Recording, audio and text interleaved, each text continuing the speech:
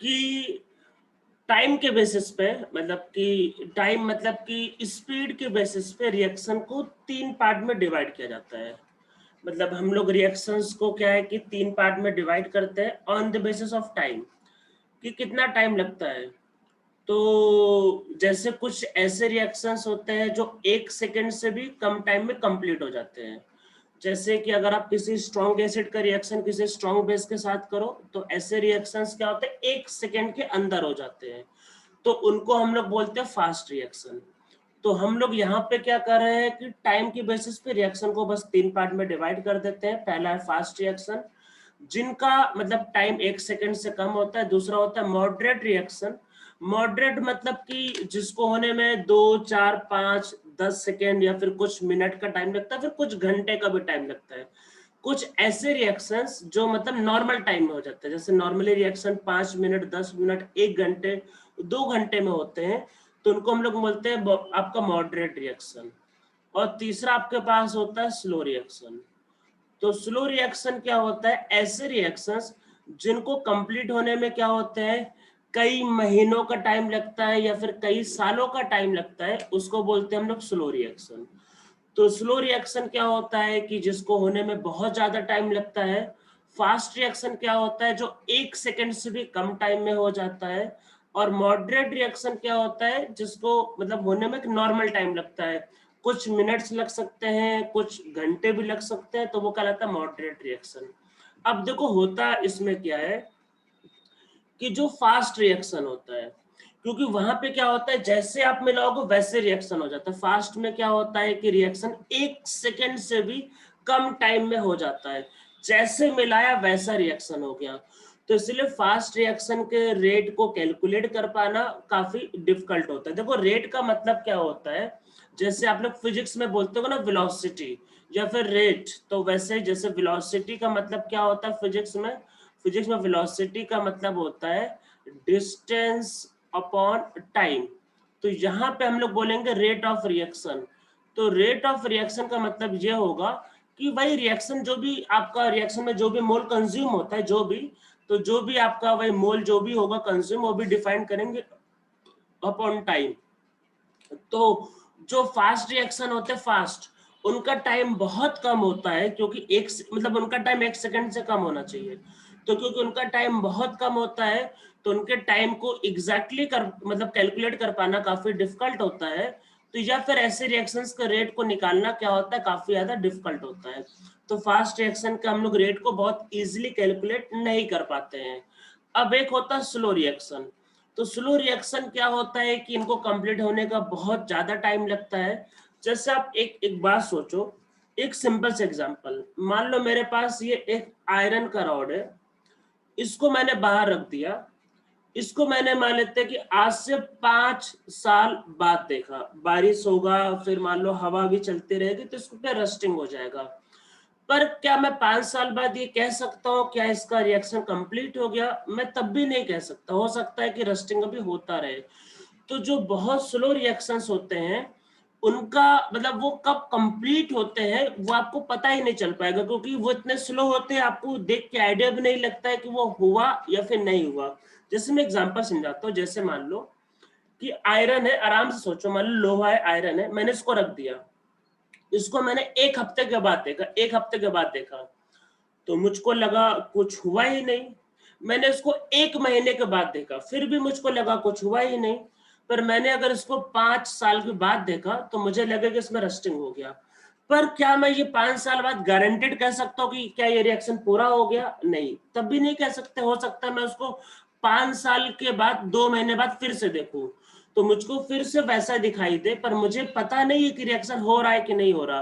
पर मैं हो सकता है उसको जब मैं 7 साल के बाद देखूं तो हो सकता है लगे कि उसमें चेंजेस आ गए।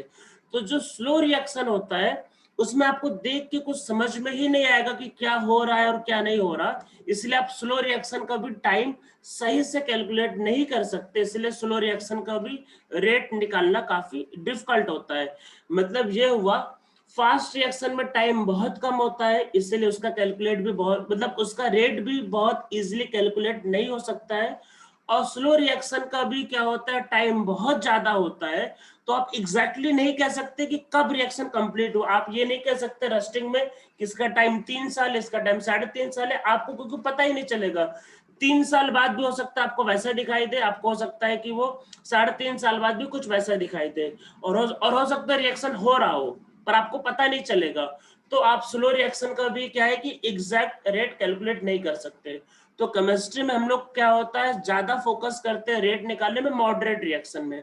Most of the reaction moderate होते हैं, जिनको होने में कुछ मिनट का या कुछ घंटे का टाइम लगता है, और हम लोग ऐसे रिएक्शंस के ही रेट को कैलकुलेट करते हैं। तो इस चैप्टर में हम लोग जो रेट कैलकुलेट करेंगे वो हमारा फोकस होगा मॉडरेट रिएक्शन में, क्योंकि उसका हम लोग प्रॉपर स्टडी कर सकते हैं। तो नॉर्मली हम लोग क्या होता है, एक मॉडरेट रिएक्शन या फिर एक नॉर्मल रिएक्शन का ही रेट निकालते हैं। अब देखो रेट का मतलब क्या है। तो जैसे हम लोग रिएक्शन के रेट को समझते हैं, तो आप लोगों को पता होगा, अरे फिजिक्स थोड़ा सा कैलकुलस, तो फिजिक्स में आप लोगों को बताया होगा जैसे स्पीड के बारे में, कि स्पीड या वेलोसिटी दो टाइप के होते हैं, average speed and instantaneous speed. वही हम लोग करने जा रहे हैं। तो देखो जो रेट ऑफ रिएक्शन होता है, इसको हम लोग दो टाइप में डिवाइड करते हैं। एक होता है एवरेज रेट, और दूसरा होगा इंस्टेंटेनियस रेट। ठीक है, इंस्टेंटेनियस रेट, इसमें एन होगा इंस्टेंटेनियस रेट। तो रेट देखो दो टाइप के होते हैं, एवरेज एंड इंस्टेंटेनियस। दोनों का डिफरेंस पता ही होगा कि देखो एवरेज के लिए जो फॉर्मूला होता है वो क्या होगा, वो होगा x2 minus x1 upon t2 minus t1। अरे x2 final value, x1 initial value, t2 final time, x1 initial time. अरे मैं बस आपको ये बता रहा हूँ कि एवरेज का मतलब क्या होता है। दूसरा होता है इंस्टेंटेनियस रेट। तो इंस्टेंटेनियस रेट का फॉर्मूला क्या होगा, dx बाई dt। ठीक है, यही दो चीजें हो सकती हैं।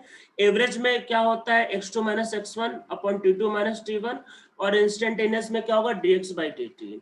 अब देखो इसको हम लोग क्या होता है डिफाइन करते हैं मोल में, मतलब मोल मतलब कि हम लोग केमिस्ट्री में आते हैं।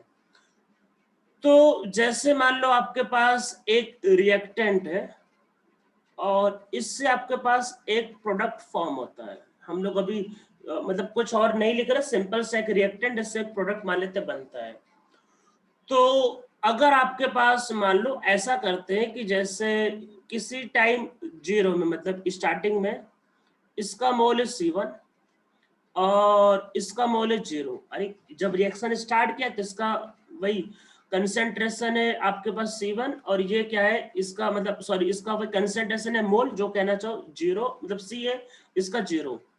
किसी टाइम t पे हम लोग इसका मोल चेक कर रहे हैं, ये आपके पास हो गया C2 मान लेते हैं। C2 कैसे आया, और ये ऐसे कर लेते हैं, जैसे मान लो कि C1 में से x माइनस हुआ, मतलब x कंज्यूम हुआ, तो ये आपके पास बन गया x। अरे ये पता होगा कि किसी टाइम t पे माना कि x कंज्यूम हुआ, इक्विलिब्रियम ऐसा बताया था, और ये आपके पास x क्या है, फॉर्म हो गया।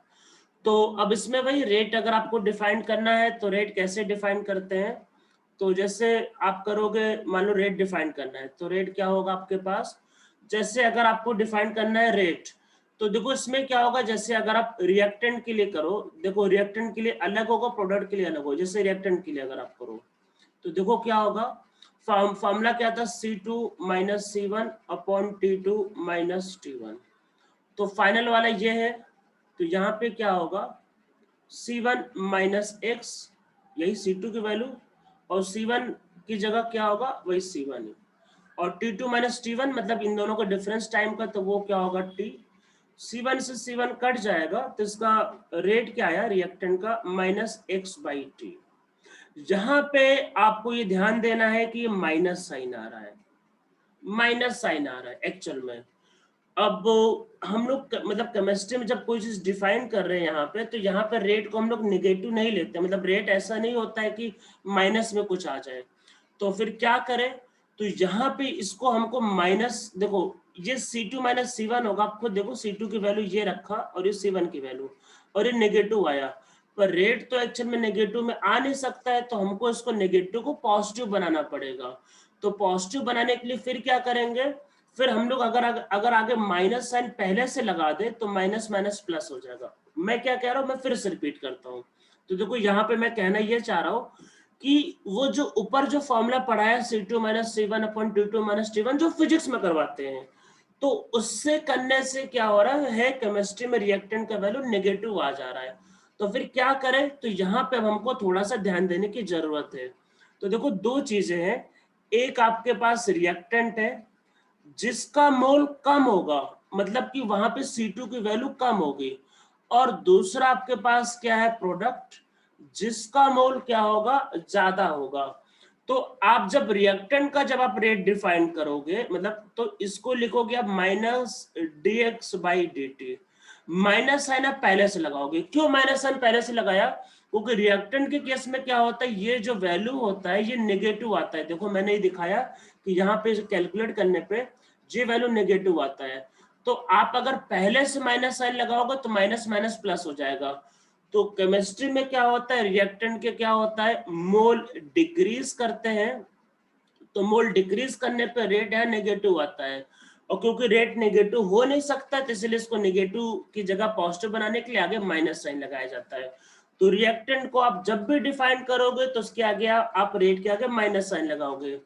अब प्रोडक्ट के लिए आप जब करोगे तब क्या होगा, क्योंकि प्रोडक्ट का मोल बढ़ता है, तो इसका जब मोल बढ़ेगा तो यहाँ पे आपको कुछ करने की जरूरत नहीं, तो इसका रेट होगा dx बाई dt।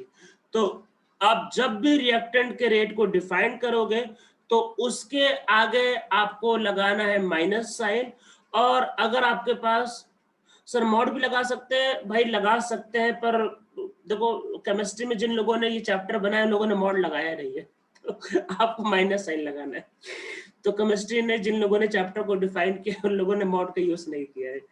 तो हम लोग यहाँ पे क्या करेंगे, मतलब ये मतलब बहुत बेसिक क्वेश्चन आपको यही पूछा जा सकता है कि जब रिएक्टेंट का रेट डिफाइन करते हैं तो माइनस साइन क्यों लगाते हैं।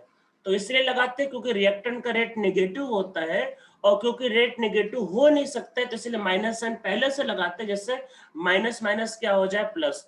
तो आप जब रिएक्टेंट का रेट डिफाइन करोगे तो आपको माइनस साइन पहले से लगाना है। देखो इसको डिफाइन करते कैसे, मतलब किस तरीके से इनको लिखा जाता है, तो मैं आपको देखो लिख के दिखाता हूँ। जैसे मान लो N2 प्लस 3H2 से आपके पास बनता है 2 अमोनिया, ठीक है, ये आपके पास बनेगा। ये रिएक्टेंट है तो ये कंज्यूम होगा, ये प्रोडक्ट है तो ये बनेगा, ठीक है, ये आपको ध्यान रखना है। अब देखो इसको कैसे लिखते, कैसे, इसको पहले ध्यान से समझो। जैसे नाइट्रोजन कंज्यूम हो रहा है तो इसको ऐसे बोला जाता है रेट ऑफ कंजम्पशन, क्योंकि नाइट्रोजन कंज्यूम हो रहा है तो इसको बोलेंगे rate of consumption of nitrogen. तो इसको कैसे डिफाइन करेंगे, इसको डिफाइन करेंगे इस तरीके से, आगे माइनस साइन, क्योंकि रिएक्टेंट कंज्यूम हो रहा है, और वही डी, और वही आप नॉर्मली कंसेंट्रेशन ही लेके करते हो रिएक्शन को, तो इसको ब्रैकेट में इसका कंसेंट्रेशन, वही जो C2 माइनस C1 वही था वो, अपॉन dt। नॉर्मली हम लोग इंस्टेंटेनियस लेते हैं, और एवरेज भी लेना चाहो ले लो, पर इंस्टेंटेनियस को ऐसे लिखा जाएगा, ये तो पता ही चल ही रहा है कि ये क्या लिखा है। तो स्क्वायर ब्रैकेट का मतलब कंसेंट्रेशन, तो नाइट्रोजन का जो भी आपका चेंज आ रहा है concentration by dt। Minus sign क्यों लगाया, क्योंकि रिएक्टेंट कंज्यूम होता है इसलिए। फिर आगे जैसे अगर आप हाइड्रोजन के लिए बोलो तो ऐसे लिखते हैं rate of consumption of hydrogen, और क्योंकि हाइड्रोजन कंज्यूम हो रहा है तो इसके आगे फिर से क्या लिखा जाएगा, माइनस dS2 बाई dt। और क्योंकि अमोनिया बन रहा है तो इसको फिर ऐसा लिखते हैं रेट ऑफ जो बनता है उसके लिए plus rate of formation of ammonia. और ये क्या होगा, ये होगा प्लस, ये क्योंकि बन रहा है डी, और फिर ये होगा अमोनिया बाई dt, ऐसा। अब हम लोगों को इनको रिलेट करना है। अब कैसे रिलेट करेंगे, थोड़ा सा मोल कॉन्सेप्ट पे आते हैं। मोल कॉन्सेप्ट पे देखो, ये तो ऐसा डिफाइन किया कि नाइट्रोजन के कंज्यूम होने का rate minus dN by d2। अरे कैसे, अरे जो भी अरे वो ये क्या है, इसका मतलब समझ में आ रहा होगा। मान लो कि स्टार्टिंग में इसके 10 मोल है, और मान लो 5 मिनट बाद इसके मोल हो गए आपके पास 6 मान लो, तो क्या होगा, दोनों का डिफरेंस अपॉन 5, वही क्या है, तो रेट क्या है आपके पास dN/dt एक्चुअल में। तो कोएफिशिएंट का कुछ काम नहीं किया, वही मैं बता रहा हूँ बेटा, आराम से सुनते रहो, टेंशन मत लो। तो ये तो पहले ऐसा डिफाइन किया, जैसे मान लो नाइट्रोजन को, तो नाइट्रोजन को बोला कि नाइट्रोजन का कंजम्पशन, तो ये है -dN/dt, मतलब dN2/dt। हाइड्रोजन का कंजम्पशन आपके पास ये, मतलब अरे रेट तो यही होता है ना, रेट को आप कैसे डिफाइन करते हो, रेट को तो बस लिखा जाता है dx/dt, रेट तो यही होता है ना, रेट तो सिर्फ इतना होता है dx/dt। माइनस साइन क्यों लगाया, क्योंकि कंज्यूम हो रहा है, प्लस साइन क्यों लगाया, क्योंकि फॉर्म हो रहा है। पर अगर आपको तीनों को आपस में रिलेट करना है, तब आपको कोएफिशिएंट का यूज करना पड़ेगा। ये तीनों अलग अलग है, तीनों को अगर आप आपस में रिलेट करोगे तो कंजम्पशन, मतलब तब आप कोएफिशिएंट्स का यूज करोगे। कैसे यूज करोगे, वही मोल कॉन्सेप्ट। जैसे अगर नाइट्रोजन का 1 मोल कंज्यूम होगा तो हाइड्रोजन के 3 मोल कंज्यूम होंगे, तो अमोनिया का कितना मोल बनेगा, 2। अरे मोल में तो ऐसे ही बताया था ना, अगर नाइट्रोजन का 1 मोल कंज्यूम होगा तो हाइड्रोजन का 3 मोल कंज्यूम होगा, तो अमोनिया का मोल बनेगा 2। तो यहाँ पे हम लोग रेट के टर्म में बात कर रहे हैं कि ये जितना कंज्यूम होगा, मतलब ये जितना भी कंज्यूम होगा उसका ट्रिपल टाइम हाइड्रोजन कंज्यूम होगा, हाइड्रोजन ट्रिपल टाइम, क्योंकि 3 है ना ये, और ये जितना कंज्यूम होगा उसका डबल टाइम क्या बनेगा, अमोनिया। तो जैसे मोल में रिलेट किया था, वैसे यहाँ पे हम लोग रिलेट करेंगे इनके रेट को। तो कैसे लिखा जाता है, rate of consumption of nitrogen, nitrogen consume हो रहा है अपॉन कोफिशिएंट 1। अरे नाइट्रोजन जितना कंज्यूम हुआ उसको उसी के कोफिशिएंट से डिवाइड करेंगे, जैसे मोल में किया था।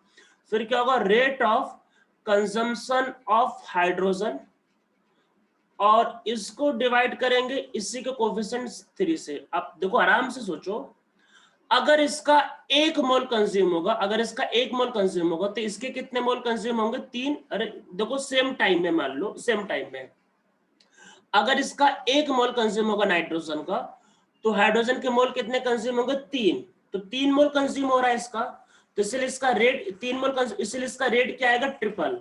रेट ट्रिपल आ रहा है तो इसलिए इसको 3 से डिवाइड कर दिया। तो इसीलिए अब दोनों का रेट क्या होगा, सेम। और क्योंकि अमोनिया बन रहा है तो ये होगा प्लस होगा डी, जैसे हम लोगों ने मोल कांस्टेंट में किया था, dNH3/dt। ये जितना कंज्यूम होगा अमोनिया उसका डबल बनेगा, तो इसलिए हम लोग उसको डिवाइड करेंगे 2 से। तो इसको हम लोग फिर लिखते कैसे हैं, अच्छा फिर से लैग हो रहा है, तो देखो इसको लिखते कैसे, 1 मिनट में इसको कंटिन्यू कर लेते हैं। देखो इसको लिखते हैं -1/1 dN2/dt, फिर -1/3 dS2/dt, और इसको लिखते हैं +1/2 डी अमोनिया बाई dt। तो अगर आपको तीनों को रिलेट करना है तो हम लोग इस तरीके से इनको लिखते हैं, ठीक है।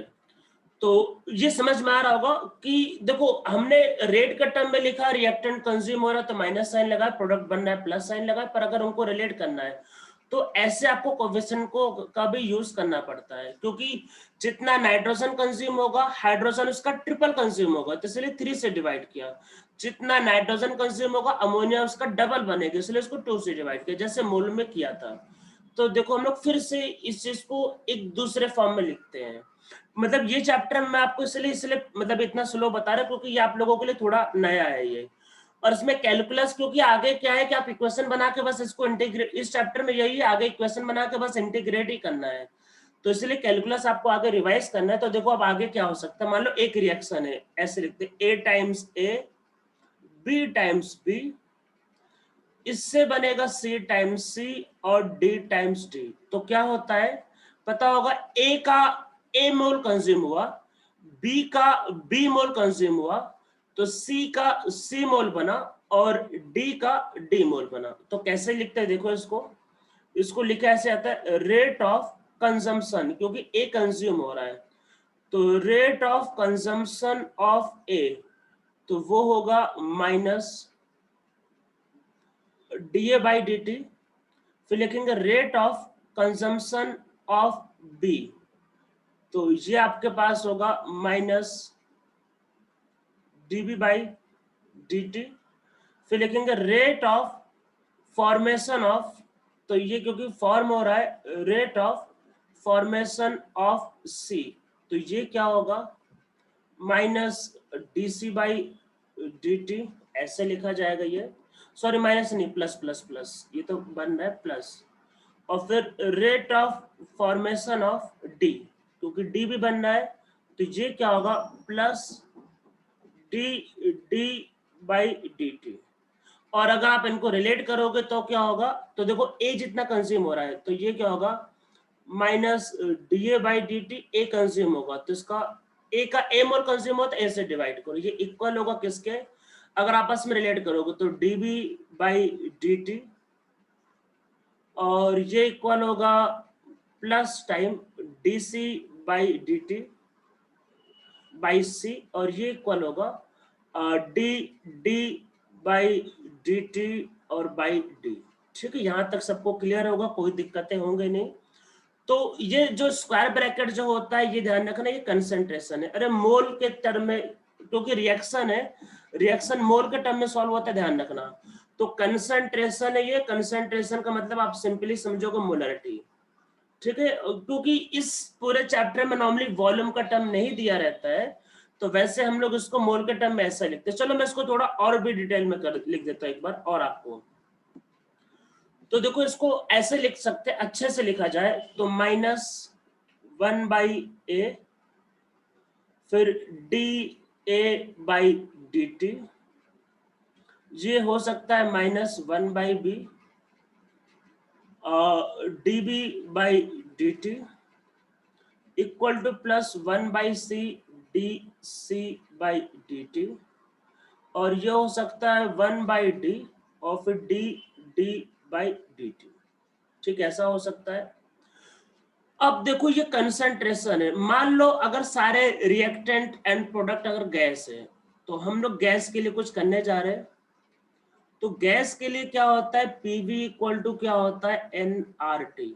ठीक है, नॉर्मली आप जब रिएक्शंस करते हो तो वहां पे क्या होता है टेम्परेचर कांस्टेंट होता है, क्योंकि टेम्परेचर, हाँ, टेम्परेचर को चेंज करने से रेट चेंज होगा, वो हम लोग चैप्टर में आगे करेंगे। देखो अभी बेसिक, हम लोग अभी बेसिक रेट समझ रहे हैं, बाकी टेम्परेचर को चेंज करने से क्या फर्क पड़ेगा ये आगे समझेंगे चैप्टर में। अभी टेम्परेचर रिएक्शन में कांस्टेंट लिया जा रहा है, क्योंकि टेम्परेचर को चेंज करने से भी कुछ चेंज होंगे जो आगे करने वाले हैं हम लोग। तो देखो यहाँ पे क्या लिख सकते हैं, देखो N by V equal to आपके पास P बाई आर टी, ऐसा लिखा जा सकता है। और ये N बाई वी क्या होता है, यही तो कंसंट्रेशन होता है, तो देखो ऐसा लिखा जा सकता है। तो आप यहाँ पे चाहो तो रिप्लेस कर सकते हो, तो रिप्लेस करने पे क्या होगा, हाँ आर टी लेकिन कॉमन आके कट जाएगा। देखो आप जब रिप्लेस करोगे तो ये देखो टेम्परेचर कांस्टेंट है और आर पता है कांस्टेंट है, अरे ये तो पता होगा ना, ये आपका डिफरेंशिएशन के बाहर आ जाएगा, तो इसको ऐसे लिख सकते हैं -a और फिर ऐसे डी। तो आप अगर ए की बात करो तो ये होगा फिर पार्शियल प्रेशर ऑफ ए। ठीक है, ए के लिए लिख रहे हैं तो फिर डी, अगर गैस है तो ऐसा कर सकते हैं। देखो टाइम में स्मॉल टी होता है, ध्यान रखना, टेम्परेचर में कैपिटल टी होता है, तो -1/v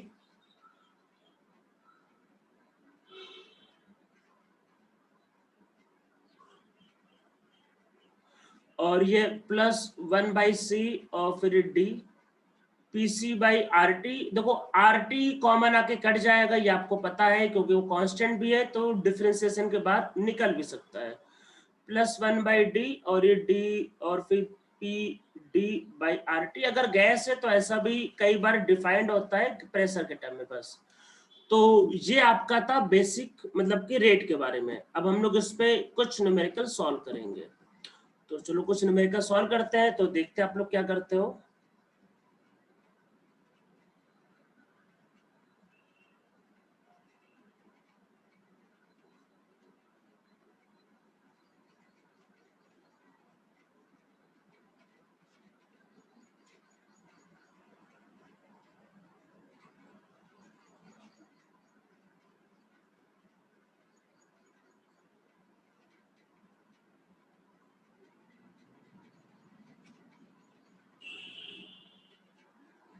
हाँ, इसका यूनिट, एक चीज और, यूनिट यूनिट यूनिट, देखो देखो देखो, एक मिनट और,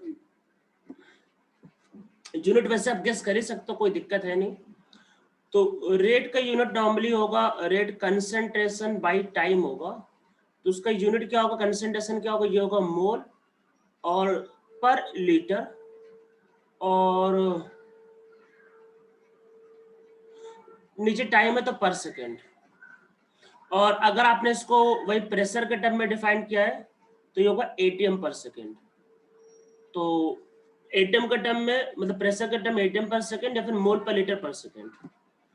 तो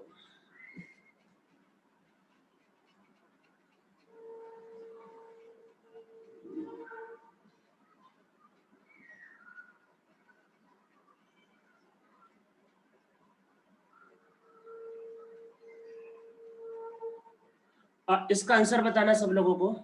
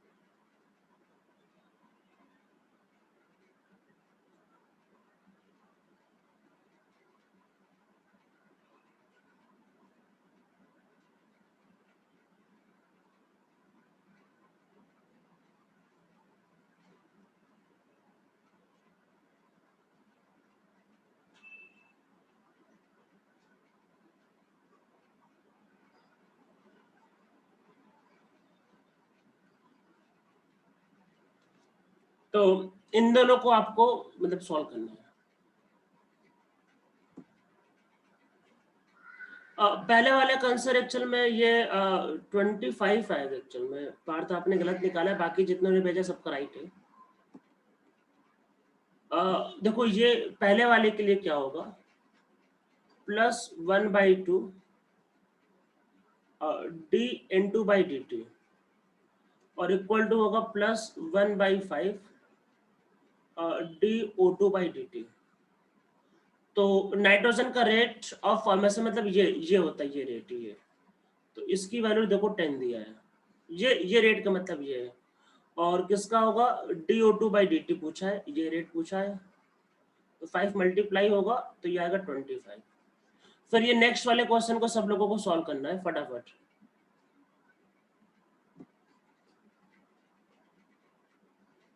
ये नेक्स्ट वाला क्वेश्चन सॉल्व करो। ये नेक्स्ट वाला क्वेश्चन एक्चुअल में जेई मेन में आया हुआ क्वेश्चन है, नीचे वाला। जेई मेन में वैसे इस टॉपिक से नॉर्मली जो क्वेश्चंस आते हैं बहुत ज्यादा सिंपल आते हैं। मतलब ये केमिस्ट्री के उन चैप्टर में है जिनको अगर आप पढ़ लोगे और जो आपको आता है तो नॉर्मली आप एग्जाम में 100% राइट करोगे। ये मतलब बहुत कम चांस है कि आपसे गलत हो ये चैप्टर।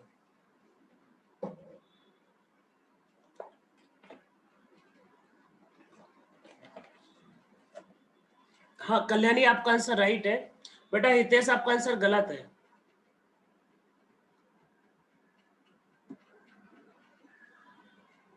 हितेश तुम्हारा आंसर गलत है। और श्रेयस आपका आंसर राइट है। अजिंक्य आपका आंसर गलत है। देखो ऋषिकेश बेटा, रेट माइनस में नहीं बताना होता है, वही मैं कह रहा था, रेट का आंसर हमेशा प्लस में ही देना रहता है।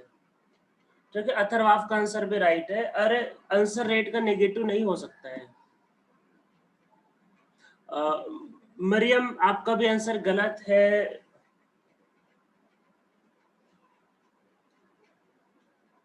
अरे थोड़ा ध्यान से पढ़ो, ये एक्चुअल में ग्राम में दिया है और रिएक्शन को मोल के टर्म में सॉल्व करते हैं।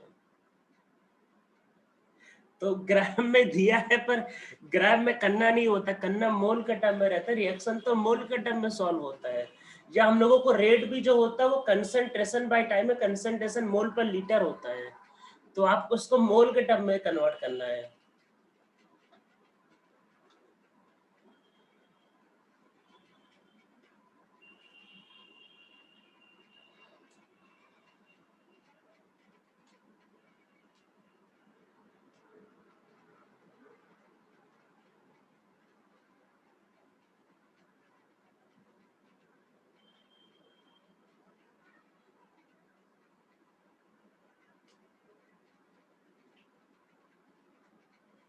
चलो अभी कोई आंसर नहीं भेज रहा, मैं इसको सॉल्व करता हूँ फटाफट। तो देखो ये जो रेट जो गिवन है, देखो रेट ऑफ कंजम्पशन जब बोला है तो इसका मतलब है वो माइनस के साथ ही बोल रहा है। जब रेट ऑफ कंजम्पशन जब बोल रहा है तो मतलब वो बोल रहा है माइनस साइन के साथ ही। तो नाइट्रोजन का कितना बोल रहा है, 1 ग्राम पर लीटर पर सेकेंड, पर हमको तो मोल के टर्म में करना होता है, तो ये 1/28 होगा मोल पर लीटर पर सेकेंड। एक्चुअल में ये इसका रेट होगा। तो कंजम्पशन का मतलब ये है कि माइनस साइन के साथ ही बता रहा है वैल्यू वो ऑलरेडी। तो देखो क्या होता है रिलेशन, -1/1 d(N2/dt) -1/3 d(H2/dt), आपको माइनस साइन के साथ ही आंसर बताना है, +1/2 d(Ammonia/dt). तो इसको आपको माइनस साइन के साथ पुट करना था। तो rate of consumption of hydrogen मतलब माइनस साइन के साथ ही बताना है आंसर। कंजम्पशन मतलब माइनस साइन के साथ ही बताना है। 3 मल्टीप्लाई हो जाएगा तो दिस विल बी 3/28 मोल पर लीटर पर सेकेंड। एंड फिर दूसरा क्या होगा, rate of formation of ammonia, तो वो 2 उधर जाएगा तो 1/14।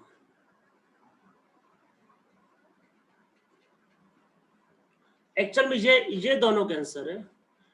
तो मतलब ये जेई मेन में कुछ साल पहले आया था क्वेश्चन, मतलब शायद 2010 या 11 के आसपास आया था यही क्वेश्चन एक्चुअल में था। उसमें मतलब ऑप्शन में एक यही तो एक दो ऑप्शन में यही दिया हुआ था, मतलब एक ऑप्शन में ये दोनों दिए हुए थे, बाकी और भी एक्चुअल में था। हाँ आपका राइट है, तो समझ में आपको आ गया होगा। तो ये एक्चुअल में मतलब बेसिक है रेट को डिफाइन करने का तरीका। रिएक्टेंट के आगे माइनस साइन लगाते हैं क्योंकि कंज्यूम होता है, प्रोडक्ट के आगे नहीं लगाते हैं। अब हम लोग देखो इसमें आते हैं रेट लॉ में, मतलब रेट लॉ क्या होता है पहले ये समझते हैं। तो फिर से इसको लिख रहे हैं, एक्चुअल में शुरू में ये 2-3 बार करना होता है आपको। तो जैसे मान लो a times a plus b times b, इससे बनता है c टाइम्स c और d टाइम d। ठीक है, मैं एक बार इसको फिर से देखो लिख रहा हूँ क्योंकि यहाँ पे कंफ्यूजन होता है लोगों को, मैं इसलिए ये चीज बार बार लिख रहा हूँ। जब आप ए के लिए कहते हो रेट ऑफ कंजम्पशन ऑफ ए, तो कंजम्पशन आप जब बोल रहे हो तो माइनस साइन वो बाय डिफॉल्ट उसका मतलब है। तो जैसे देखो फिर से मैं एक बार रिपीट करता हूं, देखो क्या बोलते हैं रेट ऑफ, इसको ध्यान से देखना फिर से, रेट ऑफ कंजम्पशन ऑफ ए। तो आप जब बोलते हैं रेट ऑफ कंजम्पशन ऑफ ए, तो जब कंजम्पशन वर्ड यूज कर रहे हो इसका मतलब है कि वो ऑलरेडी डिक्रीज कर रहा है, तो इसका मतलब वो माइनस टाइम dA/dt, मतलब कंसंट्रेशन ले सकते हो, नॉर्मली कंसंट्रेशन ही लिया जाता है। गैस होगा तो प्रेशर भी लिया जा सकता है, पर बहुत रेयर केस में आपको इस चैप्टर में दिखाई देगा। नॉर्मली कंसंट्रेशन में ही सब कुछ रहता है। फिर ऐसे आप लिख सकते हो rate of consumption of B, तो वो क्या होता है -dB/dt। फिर रेट ऑफ फॉर्मेशन, देखो आपका पास जो फॉर्म हो रहा है फॉर्मेशन ऑफ सी, तो सी आपका फॉर्म होता है तो इसको लिखते हैं प्लस टाइम dC/dt। और लास्ट में rate of formation of D, तो इसको लिखते हैं dD/dt। अगर ए का फॉर्म मतलब ए का अगर कंजम्पशन पूछ रहा है, अगर ए का कंजम्पशन पूछ रहा है तो आपको इसका पूरा वैल्यू निकालना होता है माइनस साइन के साथ। बी का कंजम्पशन पूछा है तो ये, और फॉर्मेशन पूछा है तो ये। हम लोग इनको रिलेट करते हैं, जो मैंने अभी थोड़ी देर पहले किया था, फिर से एक बार रिलेट करते हैं। तो देखो क्या होता है माइनस टाइम 1/a, और ये होता है dA/dt, minus time 1/b dB/dt, plus time जो होता है 1/c dC/dt, और प्लस टाइम होता है 1/d/d/dt। ये रिलेट करने का तरीका होता है। और ये चारों क्योंकि आपस में इक्वल होते हैं, इसी को बोलते हैं रेट ऑफ रिएक्शन, मतलब जो भी रिएक्शन दिया है उसका रेट। तो ये बात ध्यान रखना, अगर आपसे ए का कंजम्पशन का रेट पूछा तो आपको ये निकालना है, अगर आपसे बी के कंजम्पशन का रेट पूछा तो आपको ये निकालना है, सी के फॉर्मेशन का रेट निकाला तो ये, और डी का फॉर्मेशन का रेट निकाला तो ये। पर अगर आपको रेट ऑफ रिएक्शन बोला है, रेट ऑफ रिएक्शन, तो आपका ये होता है रेट ऑफ रिएक्शन। तो मान लो अगर आपको ए का इंफॉर्मेशन मान लो मिल गया, सपोज करो आपको ए का इंफॉर्मेशन मिल गया, तो आप जब उसको ए से डिवाइड करोगे तब आएगा rate of reaction.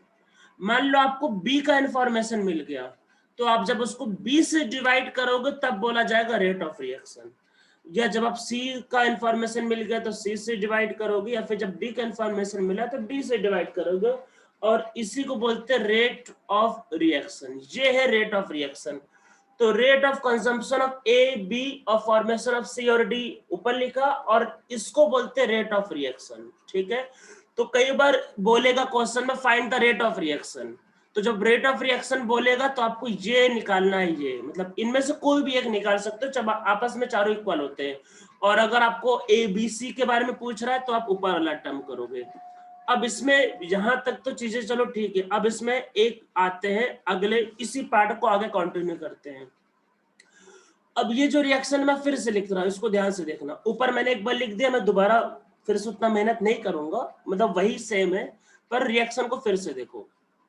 C time C और D टाइम D, ये जो रेट जो लिखते हैं क्या, रेट ऑफ रिएक्शन, ये क्या होता है एक्चुअल में, क्या होता है A के, B के या C के या D के कंसंट्रेशन पे भी डिपेंड करता है, मतलब कि कितना लिया है। जैसे मान लो आप ऐसे समझो, आप आराम से सोचो, आराम से मान लो ये चीज मैंने केमिकल इक्विलिब्रियम में समझाया था। मान लो कि एक रिएक्शन करवा रहे हो, कि आराम से सोचो ये बात, एक कंटेनर है मेरे, मतलब मेरे पास, उसमें मैंने नाइट्रोजन और हाइड्रोजन गैस को फिल कर दिया, और दोनों मिलके बना रहे अमोनिया।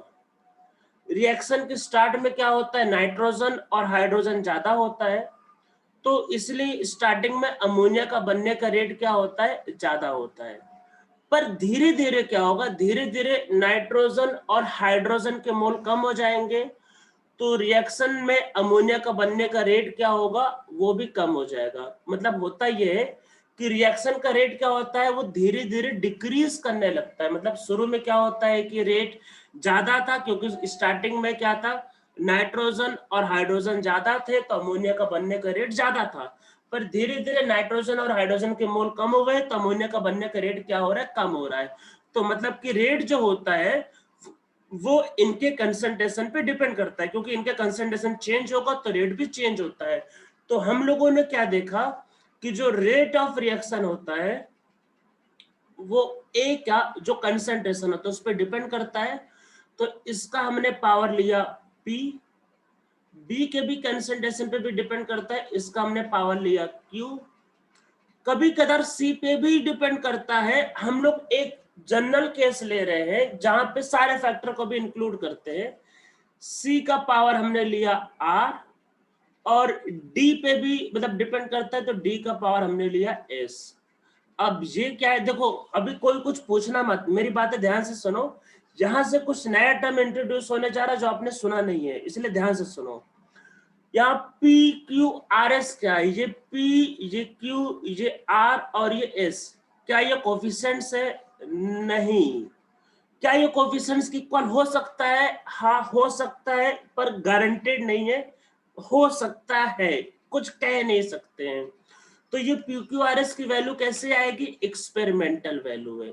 कैसे पता चलेगा, अगर एक्सपेरिमेंट के थ्रू पता चलता है, हम लोग कुछ नहीं कह सकते। जैसे मैं थोड़ा सा मतलब कुछ बच्चों के लिए बातें बता रहा हूँ, कुछ बच्चों के लिए नहीं। कुछ बच्चों को मैंने मतलब कुछ मतलब बैच के बच्चों को जिनको जो PNT 1 में थे उनको मैंने एक चैप्टर पढ़ाया कुछ दिन पहले, रिएक्शन मैकेनिज्म। सिर्फ एक बैच में करवाया, बाकी बैच में नहीं करवाया, बाकी बैच में वो मैं करवा दूंगा। तो जिन बच्चों को करवाया था उन बच्चों को से मैं बता रहा हूँ, उन लोगों को शायद याद हो, रिएक्शन मैकेनिज्म में कई बार हुआ था, 2 रिएक्टेंट थे, पर हम लोग जब रेट लिखते थे तो वहां पे पावर 1 होता था ना आपका। SN1 SN2 nucleophilic substitution, unimolecular, bimolecular, तो वो जो टर्म था वो था ऑर्डर वाला टर्म। बाकी एक्चुअल में रूल तो ये होता है, पहले ये चैप्टर करवाया जाए, फिर वो चैप्टर करवाया जाए। तो क्योंकि उस बैचेस में टाइम था तो मैंने वो आगे का चैप्टर करवा दिया, अदरवाइज इस चैप्टर के बाद वो चैप्टर करवाया जाता, तो इसके बाद वो चैप्टर में उस सब बैचेस में फिर से करवाऊंगा। तो यहाँ पे PQRS क्या है? PQRS आपके पास है ऑर्डर। अब ऑर्डर क्या होता है? ये एक्सपेरिमेंटल वैल्यू है जो रिएक्शन का एक्चुअल बिहेवियर बताता है, जो आप मतलब देख के बता नहीं सकते। पहले मैं लिख देता हूँ ऑर्डर, फिर मैं समझाता हूँ हर चीज को फिर से। तो इसमें देखो है क्या, P क्या है आपका? P क्या है? ऑर्डर ऑफ ए। मतलब एक ऑर्डर का मतलब ये है, देखो कोफिशिएंट तो एक्चुअल में कुछ भी हो सकता है। अब आप बोलोगे सर ऐसा कैसे? अरे कोफिशिएंट तो बैलेंस करने पे आता है ना, कोफिशिएंट के लिखने पे किसी का कोई मतलब कुछ कंट्रोल थोड़ी ना है। मैं एक एग्जांपल चलो समझाता हूँ, पहले आराम से समझते हैं। मान लो मेरे पास एक रिएक्शन है, C2H6 ऑक्सीजन से रिएक्शन किया, CO2 बना और H2O बना। मैंने बोला बैलेंस करो, मान लो मैंने बोला बैलेंस करो, किसी ने बोल दिया कि सर इसको ऐसा करते हैं, बैलेंस करते हैं, 2 है तो इसको 2 कर देते हैं, ये 6 है इसको 3 कर देते हैं, इसको 7/2। क्या ये गलत है? नहीं, कोई गलत नहीं है, सही है। किसी ने बोला मजा नहीं आ रहा है, इसको 2 से मल्टीप्लाई कर दो, तो किसी ने इसको 2 से मल्टीप्लाई कर दिया। तो देखो कोफिशिएंट की देखो कोई औकात ही नहीं है। आपने कभी 2 से मल्टीप्लाई कर दिया तब भी ठीक है, नहीं किया तब भी ठीक है, दोनों सही है। मतलब देखो दोनों सही है, अगर पूछा जाए तो ये भी सही है, ये भी सही है। कोफिशिएंट 1 ले लो तब भी सही, 2 ले लो तब भी सही। तो कोफिशिएंट आप अपने हिसाब से चेंज कर सकते हो भाई, कोफिशिएंट पे तो कुछ है ही नहीं। रिएक्शन को आप चाहो तो अभी 4 से मल्टीप्लाई कर दो, 6 से मल्टीप्लाई कर दो, कोफिशिएंट का क्या, वो तो चेंज हो सकता है। तो आप जब मोल कॉन्सेप्ट यूज करते हो तो मोल बाई क्या होता है, कोफिशिएंट कोफिशिएंट कट जाता है, वो तो चीजें ठीक है। पर रिएक्शन का जो एक्चुअल रेट होता है, अब कोफिशिएंट तो आप कुछ भी कर सकते हो भाई, 2 से मल्टीप्लाई कर दिया, 4 से मल्टीप्लाई कर दिया, पर क्या रिएक्शन का एक्चुअल रेट क्या उसके हिसाब से चेंज होगा? नहीं। आप इसको 2 ले लो तो फिर बोलो रेट अलग हो जाए, इसको मान लो अभी आप चाहो रिएक्शन को 4 से मल्टीप्लाई कर दो, तो आप लिख दो ये, फिर आप लिख दो इसको, आपके पास इसको कर दो 14O2 और इसको कर दो 8CO2, तब भी सही है भाई, इसमें कोई गलती नहीं है, कोई रूल नहीं कहता ये गलत है, सही है। तो कोफिशिएंट तो कोई भी कुछ भी लिख सकता है, कोफिशिएंट के हिसाब से रिएक्शन का रेट डिसाइड नहीं होता है। रेट एक्चुअल में किस पे डिपेंड करता है? वो डिपेंड करता है ऑर्डर पे। अब ऑर्डर क्या होता है कि मतलब ए का एक्चुअल मतलब ए जो होगा एक्चुअल में रेट को कैसे अफेक्ट करेगा, ये मतलब आपका बताता है ऑर्डर, मतलब कि एक्चुअल में कैसे अफेक्ट करेगा, एक्चुअल में कैसे उसका रेट डिसाइड करेगा। कैसे पता चलेगा? ये एक्सपेरिमेंटल वैल्यू होती है, क्योंकि कोफिशिएंट तो कुछ भी लिख सकते हो, 2 4 6 कुछ भी, मतलब मजा नहीं आ रहा रिएक्शन को 4 से मल्टीप्लाई कर दिया, वो तो ठीक है भाई, पर क्या 4 से मल्टीप्लाई करने पे क्या रेट पे कोई फर्क पड़ेगा? नहीं, रेट पे फर्क नहीं पड़ेगा। आप कोफिशिएंट चेंज करोगे रेट पे फर्क नहीं पड़ता। इसीलिए हम लोग यहाँ पे बोलते हैं कि जो ऑर्डर है वो एक्सपेरिमेंटल वैल्यू है। ऑर्डर क्या कभी कोफिशिएंट के इक्वल हो सकता है? हाँ, हो भी सकता है। हम लोग आगे चल के अभी रिएक्शन को 2 टाइप में डिवाइड करेंगे, एक वो जहां पे ऑर्डर कोफिशिएंट इक्वल हो सकता है और एक वो जहां पे ऑर्डर इक्वल नहीं हो सकता। जब इक्वल नहीं होगा तब क्या करेंगे? अरे पूरा चैप्टर में वही करना है एक्चुअल में। तो पहले समझ लेते हैं कि P क्या है। P होता है ऑर्डर ऑफ A, Q क्या होता है ऑर्डर ऑफ B, C क्या होता है? C होता है ऑर्डर ऑफ C, और D क्या होता है? D होता है ऑर्डर ऑफ D। मतलब नहीं, P क्यों नहीं, क्या लिखा? ये R था एक्चुअल में, ये R है ऑर्डर ऑफ C और ये S है, ठीक है। और अगर आपसे पूछे ऑर्डर ऑफ रिएक्शन, रिएक्शन का ऑर्डर क्या है, तो ये सबका सम क्या होगा? P plus Q plus R plus S। Order क्या बताता है? ऑर्डर ये बताता है एक्चुअल में रिएक्शन किस फैक्टर पे किस पे डिपेंड करता है। जैसे मान लो कि ए पे कितने फैक्टर से डिपेंड करता है, जैसे पी के फैक्टर से, या क्यू पे किस फैक्टर से डिपेंड करता है? आपका क्यू के फैक्टर से। सी पे मतलब किस मतलब फैक्टर पे डिपेंड करता है? आर से। या डी पे किस फैक्टर से डिपेंड करता है? एस से। तो कोई भी रिएक्शन में मतलब आपका जो होता है रिएक्टेंट और प्रोडक्ट, वो किस फैक्टर से रिएक्शन को अफेक्ट करता है या रिएक्शन का रेट किस फैक्टर पे डिपेंड करता है, वो होता है ऑर्डर ऑफ द रिएक्शन। कैसे पता चलता है? एक्सपेरिमेंटल पता चलता है। क्या हम देख के बता सकते हैं? नहीं, देख के नहीं बता सकते भाई, क्योंकि देख के तो कोफिशिएंट पता चलता है, कोफिशिएंट तो कुछ भी हो सकता है, पर एक्चुअल में रिएक्शन का रेट किस फैक्टर पे डिपेंड करेगा, आप देख के बता नहीं सकते हो। पीक्यूआरएस की वैल्यू कैसी आती है? एक्सपेरिमेंटल वैल्यू आती है। अब जैसे कुछ इंटरेस्टिंग बात, जैसे मान लो कोफिशिएंट है, जैसे मान लो आप ए बी सी और डी कोफिशिएंट है, कोफिशिएंट की वैल्यू क्या जीरो हो सकती है? नहीं हो सकती, पर ऑर्डर जीरो भी होता है। क्या कोफिशिएंट की वैल्यू नेगेटिव हो सकती? कभी सुना है ऐसा? लिख दो कि a माइनस टू बी। अरे कोफिशिएंट क्या नेगेटिव हो सकता है किसी का? नहीं हो सकता, ऑर्डर नेगेटिव भी होता है। तो ऑर्डर क्या बताता है? ऑर्डर ये बताता है कि एक्चुअल में कोई रिएक्शन किस पे डिपेंड करता है। ऑर्डर की वैल्यू एक्सपेरिमेंटल निकलती है। ऑर्डर की वैल्यू क्या क्या हो सकती है? ऑर्डर की वैल्यू इंटीजर हो सकता है, कोई भी इंटीजर, प्लस माइनस कुछ भी हो सकता है।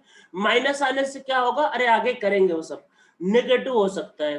क्या ऑर्डर की वैल्यू जीरो हो सकती है? हाँ, ऑर्डर की वैल्यू जीरो हो सकती है। क्या ऑर्डर की वैल्यू फ्रैक्शनल हो सकती है? ऑर्डर की वैल्यू फ्रैक्शनल भी हो सकती है। ऑर्डर की कोई भी वैल्यू हो सकती है, जीरो, पॉजिटिव, नेगेटिव, फ्रैक्शनल, सारी वैल्यू पॉसिबल है।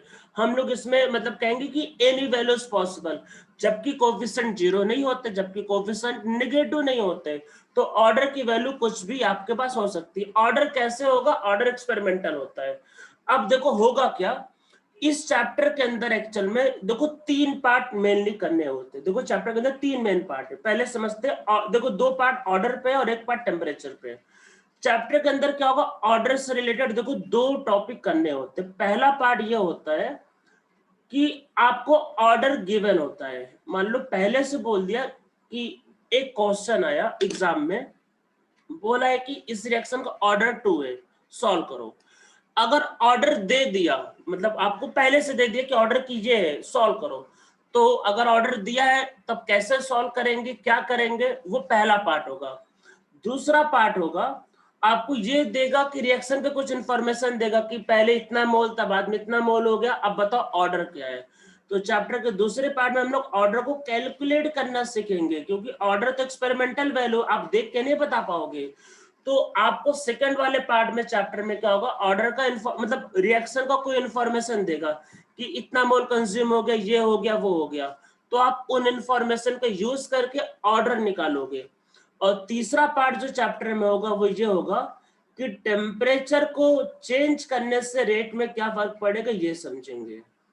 तो ये तीन पार्ट हम लोगों को चैप्टर में करने हैं। तो ऑर्डर एक्सपेरिमेंटल वैल्यू है जो देख के नहीं बता सकते।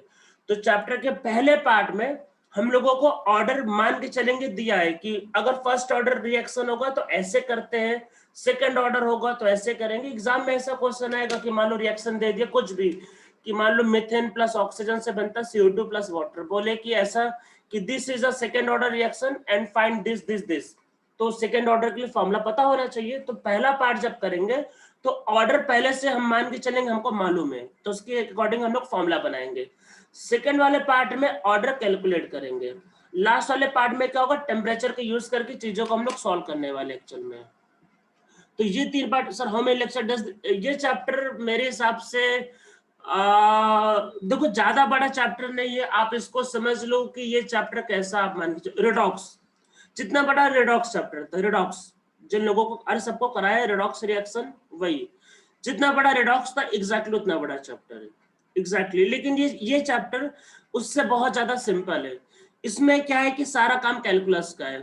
तो आप सब लोगों को अब क्या करना है कि जैसे ऑर्डर मान लो दिया हुआ है, ऑर्डर मान लो दिया हुआ है और इसको सॉल्व करना है, तो इसमें सारा खेल कैलकुलस का, क्योंकि रेट ऑफ रिएक्शन हमने इक्वल तो कर दिया, और रेट देखो क्या है, तो वो रेट क्या ही है।